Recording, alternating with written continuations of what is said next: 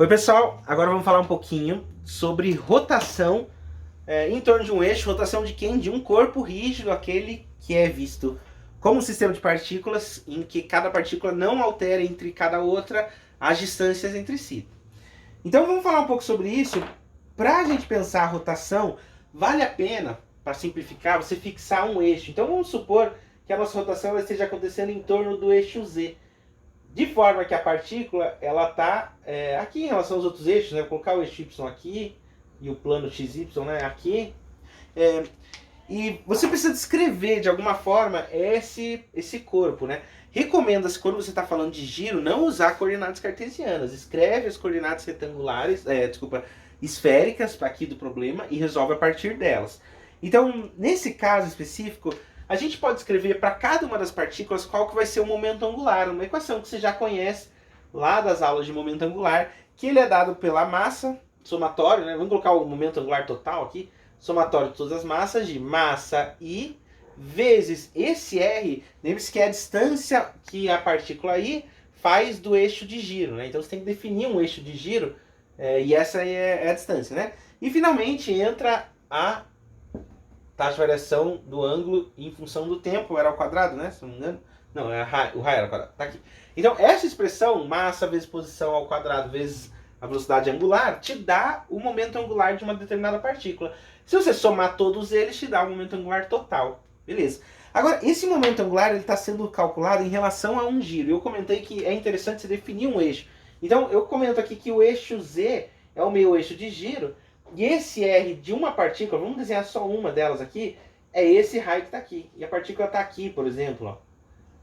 Uma delas, porque é um corpo rígido, então tem várias outras, né, que estão formando um corpo, e esse corpo como um todo está girando em torno do eixo Z. Quando você olha aqui a origem, esse ponto aqui de baixo, a gente pode fazer algumas aberturas. Então eu vou trazer a projeção dessa massa para dentro do plano XY. Ó. Então eu vou projetar esse raio, para dentro do plano. Ele vai cair em algum lugar do plano qualquer aqui, marquei um local ali. Essa distância eu vou abri-la aqui, ó. A essa distância, que é a projeção, que está ali, eu vou chamá-lo ele de φ, tá? φi. Então, deixa eu só pôr no lugar certinho, né? Tá. Esse φi é esse ângulo de abertura, ó, que vem da reta x até onde projeta-se esse ângulo que está aqui, né? Agora você vai falar assim, poxa, são várias partículas, não são? São. Então cada partícula do corpo vai ter, como um todo, um ângulo de abertura diferente. Então cada um, por isso que o φ dependia, ó. São várias partículas, vários ângulos para cada uma das partículas. Tem uma partícula que está mais para fora do corpo, outra está mais próximo do centro de massa, assim funciona, tá? Agora existe uma coisa. Esse ângulo, essa partícula, ela pode ser vista como se fosse várias partículas que estão ao longo de um eixo próprio do corpo. Então, quando eu vou pensar esse objeto aqui, que é a caneta, eu posso pensar um eixo passando por dentro dela e as partículas elas estão afastadas do eixo que eu coloquei aqui. Então vai existir um eixo que é o eixo da partícula, vamos chamar assim. Eu vou colocar um ponto um pouco mais para cá, um pouco mais para fora, para você entender, que é o ponto A, e aqui um eixo OA. Esse eixo OA que eu marquei até aqui é o eixo central em que o corpo está passando. Então tem dois eixos aqui. Essa abertura φi marca para mim o quanto afastado está essa massa, vamos colocar, do eixo central da partícula.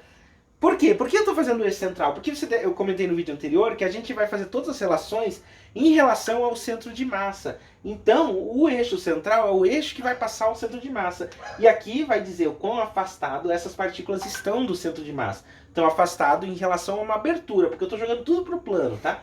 Essa abertura que vem, deixa eu pôr uma caneta aqui. Essa abertura que vem daqui até aqui é o θi. É o θ geral, aliás, né? Por que ele é o θ? Porque ele é o θ da partícula, é o ângulo que o centro de massa está fazendo. Então, cada uma das partículas ela é definida por uma abertura maior ou menor desse ângulo. Além da abertura do raio, mas não estou nem pensando nisso, estou pensando nesse ângulo. Por que eu estou pensando nisso? Porque no ângulo, né? Porque eu gostaria de fazer agora uma expressão nova para esse momento angular, que é muito interessante, que vai considerar o formato que cada partícula tem. Porque eu não sei quanto você tem de intuição nisso, do ponto de vista experimental, mas girar isso daqui, se você colocar isso aqui na mesa para girar, isso aqui rola, né, quando você põe nessa direção. Mas se põe nessa, não rola. Quer dizer, se fizer com cuidado, ele vai rolar em torno disso daqui, ó, tá rolando, né? Mas você precisa concordar que esse giro acontece de uma forma muito mais fácil do que esse, ou do que outro giro, que você poderia pensar. Tem outro aqui. Ou girar assim, né? Ah, bem... existe o formato de como esse corpo está distribuído interfere no giro. Então é isso que eu estou tentando colocar aqui, como que o formato vai pesar na hora de falar o giro. Note que esse ângulo que está aqui, ó, vou colocar ele aqui, ó, esse ângulo que sobrou, eu vou chamar ele de beta-i. É o quanto que cada uma das partículas i está afastado do centro de massa. Da reta do centro de massa, né? Opa, tudo bem. Bem, agora, note que para cada uma das partículas, o ângulo de afastamento da origem é igual o ângulo de afastamento do centro de massa mais esse ângulo BI que está aqui. Ó. Você pode escrever isso sem problema nenhum. De forma que, se você for derivar esse daqui, ó, isso aqui vai dar esse beta1i derivado da zero. Por que dá zero?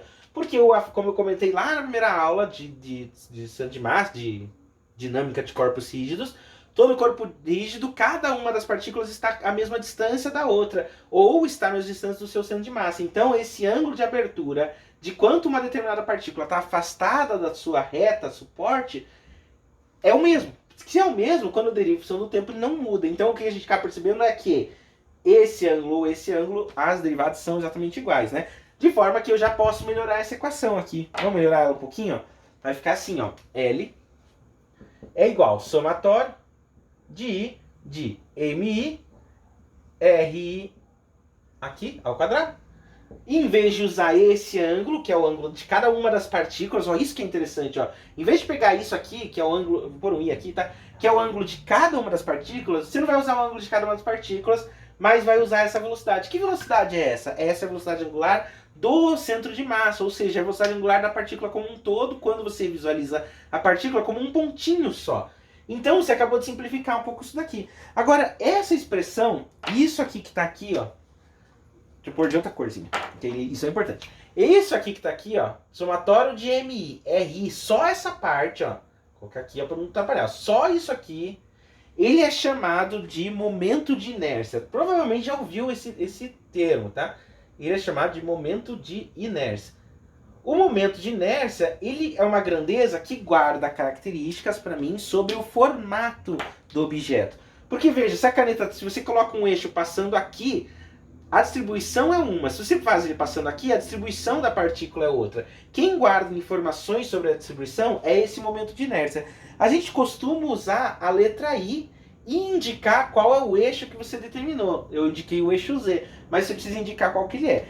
Quem faz engenharia, sei lá, ou gosta dessas temáticas de engenharia, sabe que os momentos de inércia da maior parte das dos corpos rígidos são calculados, né? Já estão tabelados. Por exemplo, quando você fala um cilindro deitado de uma certa direção, cilindro com eixo passando pela base, passando pelo lado, assim por diante, você tem uma expressão para momento angular. De onde ela vem? Desse resultado que a gente tem, né? Que depois vai virar uma integral, mas é desse resultado que a gente tem aqui. Então, essa grandeza que a gente acabou de escrever é chamado de momento de inércia e guarda esse tipo de informação. Vamos continuar e ver no próximo vídeo quais são as similaridades entre o movimento de rotação e o movimento de translação, para você ver por que quando a gente constrói um momento de inércia eu não preciso ficar fazendo não preciso repetir todas as aulas que eu já dei, porque basicamente você vai poder reaproveitar o que a gente já viu. Bora!